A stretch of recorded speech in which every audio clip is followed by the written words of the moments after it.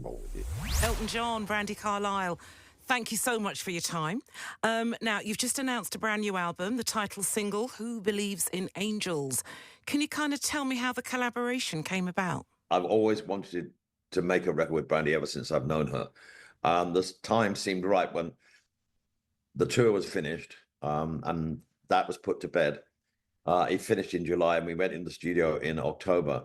And I told her a couple of years beforehand that I wanted to make a record with her, and I have done for a while. But you can only do that when you haven't got anything else to do. So I didn't have any other distractions, and we went into the studio in LA in October, and 3 weeks later, we started with nothing. We came out with the album, and it was one of the most magical experiences of my life. And it sounded like the time was absolutely right. And Brandy, you say that Elton inspired you to play piano. So what is it like working with one of your idols? Come on now. Hidden in appalling conditions, more than 7 ever seen before.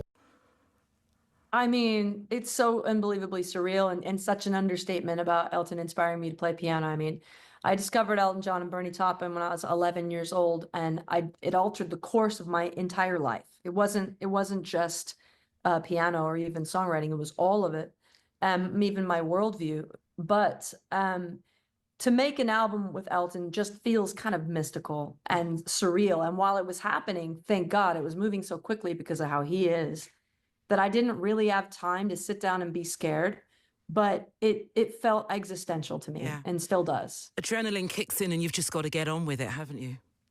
Just got to get on with it. And then everything learned musically, it either flies or it crashes, and you decide in that moment.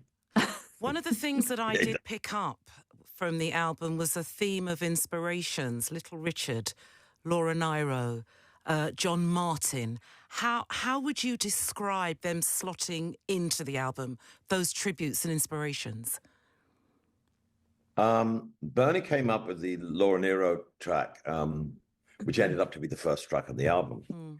And I've always been a huge Laura Nyro fan, and so has Bernie. She influenced our early songwriting so much because she wrote songs that weren't just verse, chorus, middle eight. She slowed down, she sped up.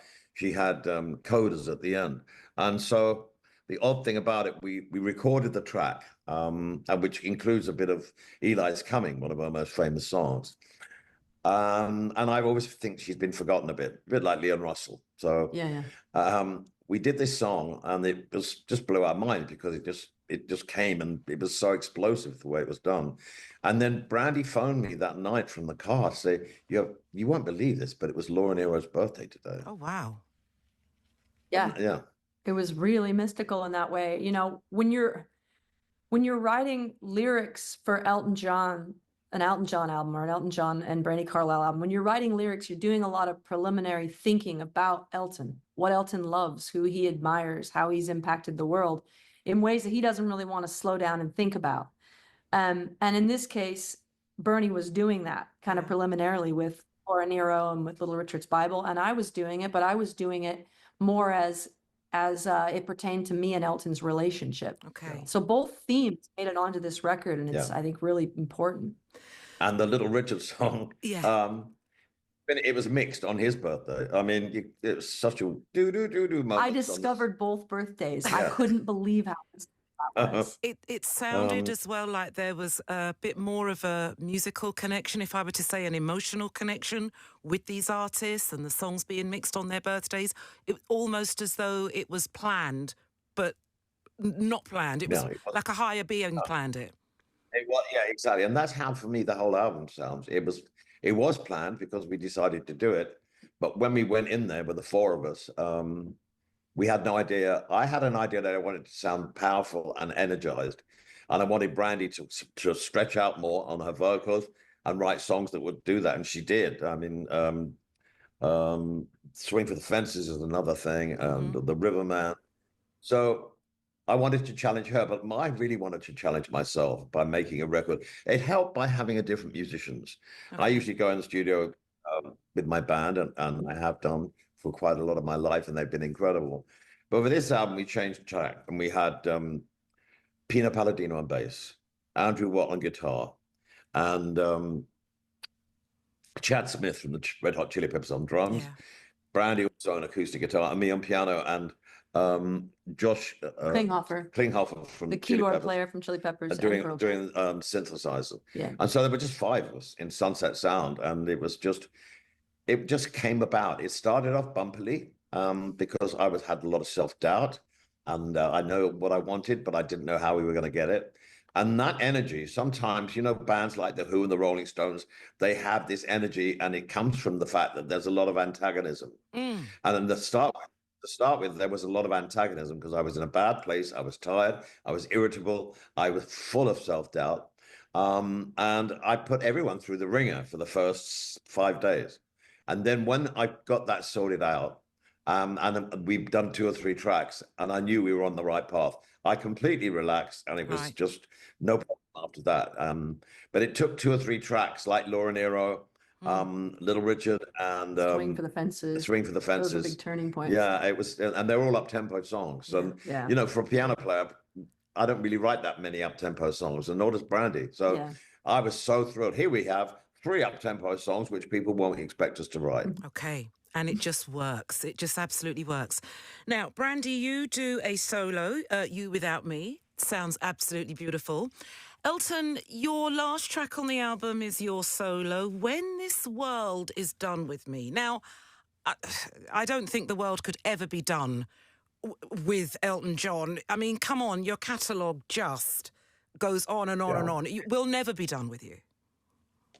If you want to make a full-time income from home working part-time, you need to know this one concept, because there is a new and better way to make money in UK real estate without ever Lord.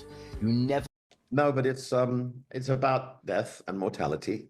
And when Bernie gave me the lyric, I was writing it on the piano, and I got the first verse done, and I'm saying, this is really nice. Then I got to the chorus, and because we filmed every single track as it was being written and recorded, it's on tape, I just broke down for about 45 minutes because, I'm getting up there in age, and I think about my husband and my children, and it just touched a nerve with me. And no, I'm not thinking of dying anytime soon. Good. But it was just something I had to come to terms with, and it was just the most beautiful lyric. And I did it. I put it down on the first day. I put the piano down first, then did a vocal. And Andrew Watts said, no. It's not going to work like that. You have to come in tomorrow, fresh, and not be upset. And so I did the whole thing, one take, piano and voice. And then we put the brass band on. Oh, that's artistry. That's, that is wonderful. The brass band was Elton's idea too. He played a brass band for us, and Andrew, I think, just landed that idea beautifully. Because I always loved the cup final with Abide With Me, and you always had the coal miners brass band from either up north in Wales, and it's just the most beautiful sound. It's like a choir in a church. If it doesn't affect you, there's something wrong with you. Beautiful.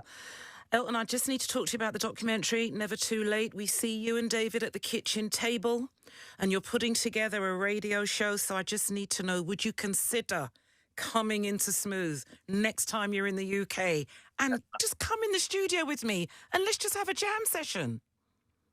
Why not? You are a lot of fun. I mean, it can be done. Yeah. I've always been a secret DJ. I just think it's the most fantastic. In the old days, of course, when you actually had to play the physical record as well, the vinyl. It was. I've never lost that feeling. And I've got vinyl at home, and I just still wonder when you put the record on, and then the stylus, and then the sound comes out. There's something magical about it. Of course, you don't play vinyl anymore. But vinyl is making a comeback. Vinyl is making a comeback. But there is something magical about being a DJ, and because you play music. Music has been my life. It's saved my life. It's been a part of my life forever and ever and ever. And it's given me so much pleasure. And it's just in every fiber of my body. The single Who Believes in Angels, tell me both. Give me your outlook. Brandy, you first, then Elton, you. What does it do to your soul? What does it do to your emotions? To me, I just feel like it's a definitive final word. Like, that's the story on me and Elton's relationship, and like what we are to each other. And the fact that musically it tapped into a vein of Elton John's writing that is so identifiably and quintessentially Elton musically, mixed with my lyrics, it's the realization of my dream, that song is. Beautiful. Elton, what does it I do? agree totally. Because the song starts off, and it's a very powerful song, and it builds up to an incredible climax with the chorus. And I think for me, it's how much we love each other is in that song. Because it's just so powerful, and it just moves me every time I hear it. And I'm so pleased with the song and the way it's written. I couldn't have done a better melody to her lyrics. And that's all as a musician, that's all you can do. Yeah. And the lyrics, when I looked at the lyrics, I thought, this is a very special song and a very special title. And we got it right. And it's just, yeah, it's about really the power of two people's talent and two people's love for each other. And the similarities as well, because you both taught yourselves to play piano, didn't you? So there's just that in sync thing there, isn't there? Brandy, you taught yourself to play, was it around age 11? Yeah, but I'm crap. I'm the worst piano player. Yeah, but you taught yourself. I didn't piano on this record. You know, he is formidable. When you watch Elton John play the piano, you feel sorry for the piano. It is being pounded. And the music, it's just coming out of him, the knowledge of chords and bass notes. No one is like it. No one will ever touch a piano again and sound like Elton John. There's only one. And it's unbelievable to witness it firsthand in person. You don't ever forget it. I love this. I love this. Elton John, Brandy Carlisle, thank you so much for your time, and thank you for joining me on Smooth. Thank you so much for your time. It's been a pleasure. Thank you.